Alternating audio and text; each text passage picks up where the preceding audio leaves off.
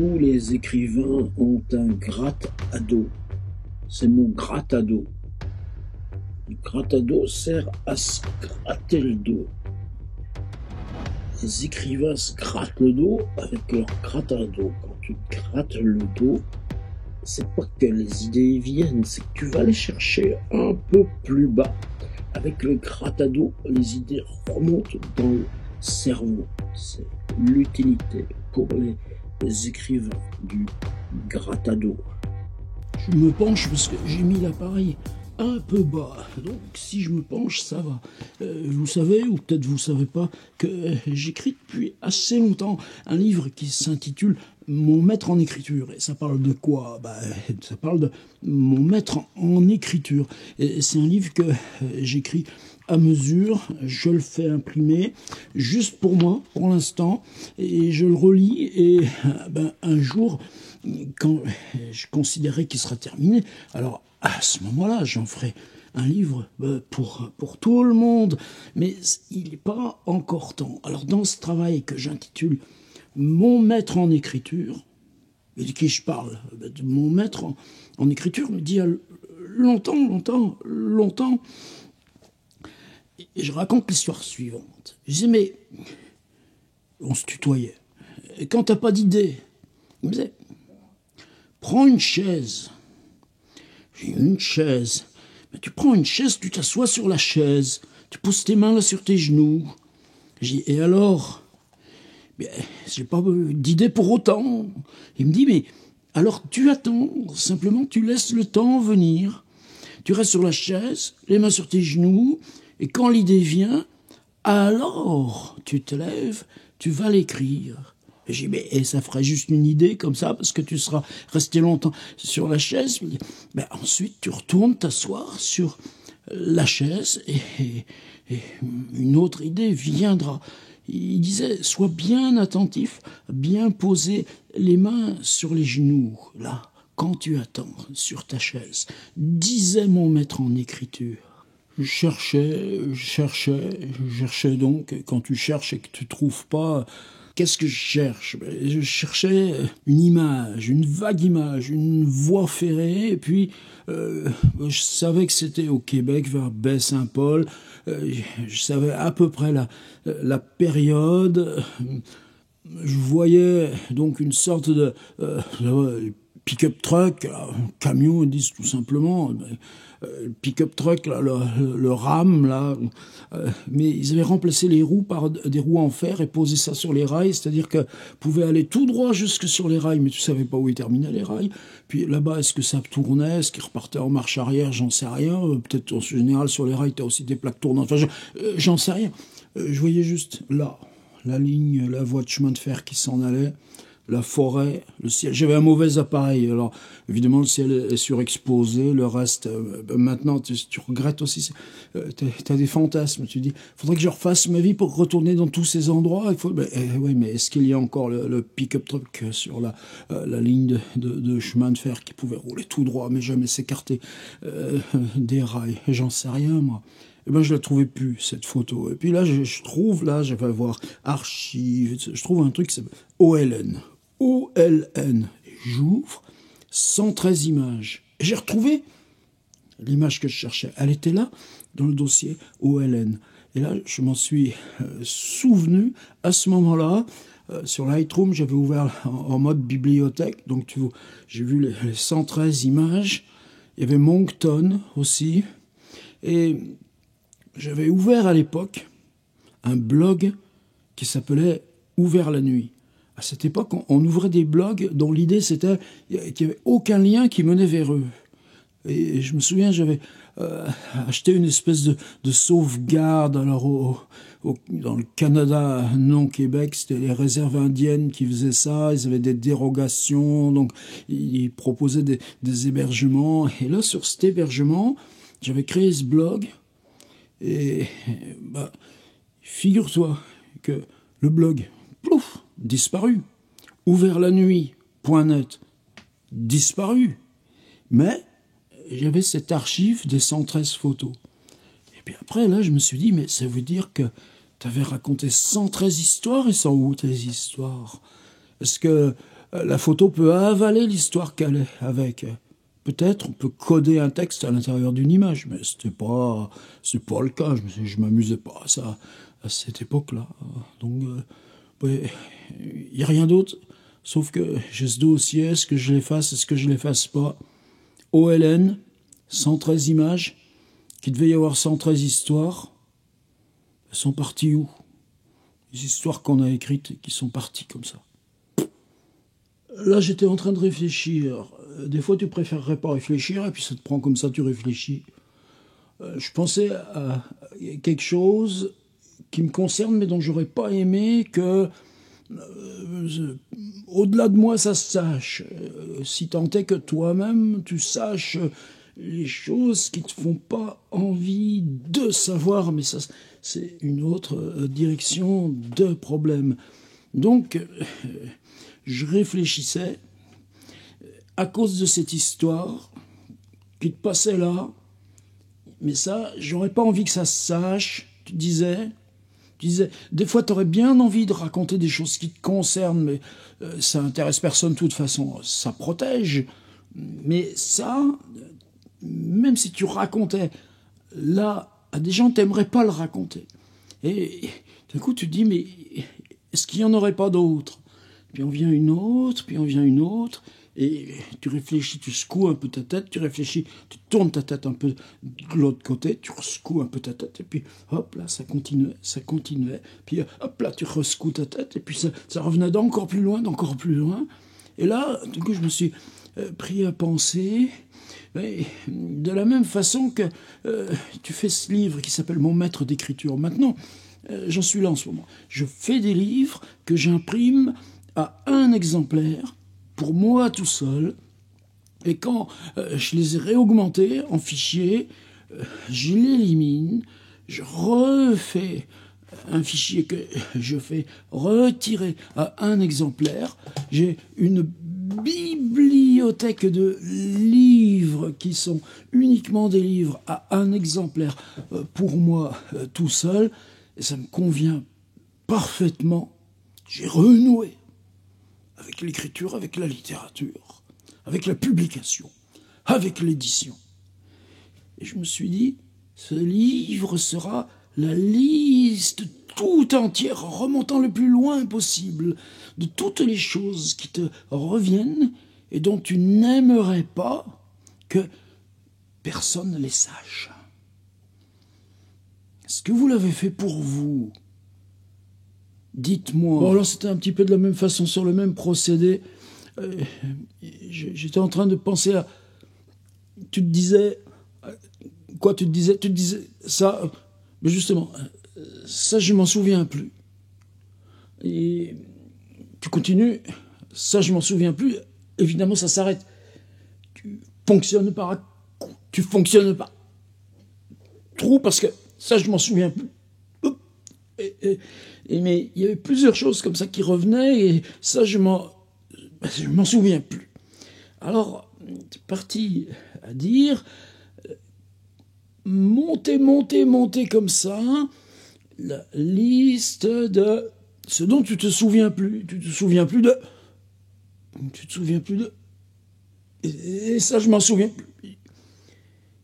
Et puis, ça, c'était avant-hier soir. Hier, j'ai dit, on va reprendre cette histoire, m'enregistrer ça là, je prépare tout, le micro, l'œil de la caméra, j'appuie sur mon bouton record, et je m'en souvenais pas. Alors la phrase qui m'est venue, c'est, je ne me souviens pas de ce dont je ne me souvenais plus. Et ça, tu vois, je m'en souviens, parce que c'était hier. Et hier, il y a eu cette phrase, je ne me souviens pas de ce dont je ne me souviens plus. Quoi en faire? Tu fais pas un livre avec une phrase juste comme ça. Je sais pas si tu as remarqué, mais on est pas mal à utiliser ces outils d'intelligence artificielle. Bon, ils sont bêtes, ils sont éduqués dans des clichés, des archétypes, Mais justement, imagine que toi, ce que tu veuilles, c'est aller rechercher des archétypes. Par exemple, l'art de l'illustration, la gravure chez Jules Verne, le rapport de ces images qui, par rapport à un texte, schématise ou invente une illusion de monde qui renforce le texte en tant que, non pas fiction, mais représentation de réel inventé. Et fabriquer, tu vois, ce qui m'intéresse, c'est comment tu installes une phrase, cette phrase qui va être analysée, simplifiée, mais tu peux faire glisser la syntaxe, tu peux lui poser des cols pour que cette machine à générer des images, tout d'un coup, elle patine un peu dans la semoule, mais alors, à ce moment-là, alors là, je vais raconter deux histoires. Donc en ce moment, j'étais plutôt sur ce thème, d'une part les bibliothèques même aussi abandonner les ruines, tu vois, dans ce désarroi où on est. Pour qui ça compte, ce qu'on fait là avec la littérature, même les plus proches. On ne sait pas trop ce que tu fais, François, maintenant. Et c'est quand ton prochain livre, tu vois, bon, même des fois, là, dans le cercle le plus immédiat, bon, mais j'en fais pas. C'était pas ça la question. Donc, sur Facebook, des fois, j'aime bien. Surtout qu'en ce moment, tu vois, les photos, elles sont rares. Hein, je ne vais pas beaucoup dehors. Donc, j'installe ces trucs-là, puis j'installe un petit bonhomme en photo de profil, ça fait comme une espèce de disjonction, de récit. C'est pas plus que ça. Et même les copains plasticiens, des gens que je révère, maintenant, quand ils mettent leurs images, ils mettent un petit crochet, puis ils mettent « human heart ». Ils ne le mettent pas en français. Hein. Art humain, ça ferait « human heart ». Moi, sur mes images Facebook que j'utilise là, avec ces apps génératives, j'aimerais bien mettre « human heart », puisque c'est moi qui les cherche. T'affines, tu recopies, tu rechanges le truc, tu lui dis vas-y prends ça du ras du sol, voilà, prends-moi ça un peu en oblique, rajoute-moi ça une courbe, et puis la privilégie le bâtiment industriel, tu les composes, donc human art aussi. Alors j'en viens là, aux deux trucs. Alors c'était un commentaire, là, mais des fois les commentaires, ça part d'une bonne intention, attention, hein, sinon je me permettrais pas, enfin, le commentaire c'était ça. Ne trouvez-vous pas ça terrifiant parfois, cet univers. Donc tu vois, là tu as affaire à quelqu'un qui, d'une part tu as de la politesse, c'est pas fréquent, et puis il y a ce jeu, ne trouvez-vous pas ça terrifiant parfois, cet univers? Puis ensuite, désolé, ça ne me regarde pas, juste une sensation. Et désolé, ça ne me regarde pas, juste une sensation, tu te dis, bon, il n'y a pas de mal, Mais moi quand je regarde les illustrations de mes Jules Verne, mais c'est quand même ça que je recherche, ou Robida, Alfred Robida, génial Robida, ou ce que je cherche aussi dans ces phrases en ce moment, tout le temps, un bout de traduction en train de Lovecraft. Ne trouvez-vous pas ça terrifiant parfois, cet univers? Mais prends la phrase, moi des fois, là, maintenant je fais de moins en moins, je surveille, mais tu cliques sur le matin, j'ouvre mon abonnement au journal Le Monde, tu vois ce qui se passe ici, tu vois ce qui se passe là, tu vois ce qui se passe là.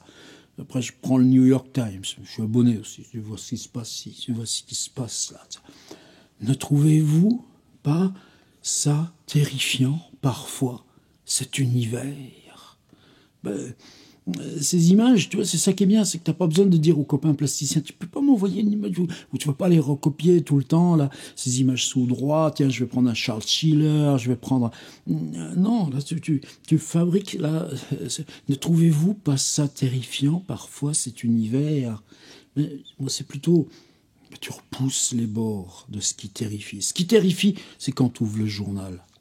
Au 19e, c'était différent. Hegel, c'est la prière du quotidien. Quand j'ouvre, c'est pas une prière, c'est t'as les yeux comme ça. Désolé, ça ne me regarde pas. Si c'est sur Facebook, c'est une plateforme d'échange. Heureusement que ça, on se regarde les uns les autres. Juste une sensation. Alors je pensais évidemment terrifiant, terrifiant. Tu vois, la phrase de Pascal, le silence est... Attends, le silence éternel de ces espaces infinis m'effraie. Tu regardes la nuit, nous on a besoin tous de cette peur qui ouvre. Alors deuxième histoire. C'est un gars qui, lui, a publié des livres écrits avec ses apps génératives. Il s'en sert pour de la science-fiction, des constructions d'univers. Il s'appelle Grégory Chatonsky, Chatonsky, si vous le suivez là sur Twitter, sur Facebook, vous le trouverez facilement. Tiens, reviens là, toi, l'iPad. Alors, lui, là, c'était un petit post sur Twitter. C'était comme ça. Alors attention, Chatonsky est quelqu'un qui écrit. Image de la ville, non plus image. Je regardais les gens passer dans la rue comme s'ils avaient de vraies vies, de vrais visages, de vraies anecdotes à raconter. Vous avez des yeux, des mains, des organes définis, et moi je les regardais passer. C'était pas plus, c'était juste ça. Je regardais les gens passer dans la rue comme s'ils avaient de vraies vies, comme s'ils avaient de vraies vies, de vrais visages. Il suffit juste de ce petit glissement.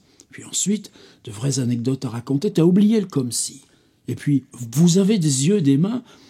Tu prends là le lecteur à qui tu t'adresses, et avec ce vous, tu l'installes dans l'intérieur même du comme si. Et moi, je l'ai regardé passer cette dernière distanciation. Bon, c'est Chatonsky. Bon, si je le suis, il y a des raisons. Et alors, je prends ça, et j'entre ça dans GPT, le côté image, DAL-I. Il n'y a qu'avant-hier que j'ai compris que c'est un jeu de mots avec Salvador Dali. Bon, écoute ça, les jeux de mots, ça leur passera. Donc j'entre ça, je regardais les gens passer dans la rue comme s'ils avaient de vraies vies, de vrais visages, et j'ajoute juste, l'application générative avait pris possession de la ville. Eh ben, je le refais tous les matins en ce moment, parce que chaque fois, il me donne des réponses différentes. Mais la première réponse qu'il m'a donnée, c'est vous voulez vraiment que je vous fasse, je construise l'image de le narrateur, quelqu'un regarde passer des gens dans la rue comme s'ils avaient de... c'était une image déconstruite. Je dis non, je ne veux pas que vous me fassiez l'image de l'application générative. Je lui dis, parce que je vous vois l'application, ça aide à garder distance. Je lui dis, l'application générative que vous êtes ne se contentait pas de faire des images. Elle avait fabriqué un monde. Et ce monde, on va en faire l'image. Et là, elle s'est mise à répéter en bégayant. Vous voulez l'image d'un monde qui se comporte comme si l'application générative... Elle n'a rien compris. Human Heart. Voilà. Et juste là pour finir, c'est un type dont j'aime bien le travail vidéo, mais des fois... justement, ces types pour lesquels tu as des... Il y a des burn-out, il y a des cassures, il n'y a plus envie, plus lui, c'était pété une épaule et tout ça. Un gars d'Afrique du Sud, en fait. Et bon, là, maintenant, il a bien rebondi, mais c'est un de ceux, là, tu vois, vous le retrouverez facilement si je vous dis que c'est la galaxie Casey Neistat. Bon, Dan Mace. Et le Dan, là, c'était une longue interview sur son itinéraire, son parcours, sa démarche de la télévision, le truc animé. C'est ces types qui débarquent là, sur ces outils frustes de YouTube, mais avec un passé énorme technique, et puis qui sont toujours confrontés, est-ce que je grossis, est-ce que j'embauche du monde, et le Dan, il dit là, il parle d'une de ses cassures. Et il dit, je me suis retrouvé là, plus rien faire. Et alors, tu vois, ce gars là, qui a une culture audiovisuelle, culture en général, ça vient du jeu vidéo, tout ça, qui dit, il montre un cahier où il n'y a que des dessins, ce truc, il dit, j'ai écrit un poème. Il dit, mon gars, écrit un poème, c'est fait pour ça. La poésie appartient. La poésie est faite par tous, non par un. L'autre est amour. Mais je ne connais pas Dan Mace, je ne sais pas plus lui dire ça. Et il dit, un poème qui écrivait l'histoire d'un enfant qui danserait en silence face à ses peurs. Et je vous jure, j'ai vraiment traduit littéralement ce que disait Dan Mace en anglais. Un poème où s'écrivait l'histoire d'un enfant qui danserait en silence face à ses peurs. Toi, tu gardes ça. Tu dis, hi Adam, thank you so much. Puis tu pars avec. Je crois que ça fait 3 jours là, que j'ai lu ça, là, et que les peurs, tu les as. J'en parlais juste avant. Évidemment, tu parles aussi. Et puis je m'aperçois, tiens, tu vois le micro, me tourner le dos. Je danse en silence. Ça fait 3 jours que des fois, au lieu là d'enregistrer, au lieu d'écrire, au lieu de travailler, je danse en silence. Parce que pendant le temps même de la danse, elles surgissent autour, derrière, les peurs. Retourne-toi, tu vas les voir, tes peurs. Et vas-y, danse en silence devant tes peurs. Tu comprends pourquoi on y est attaché? À ce qu'on fait là.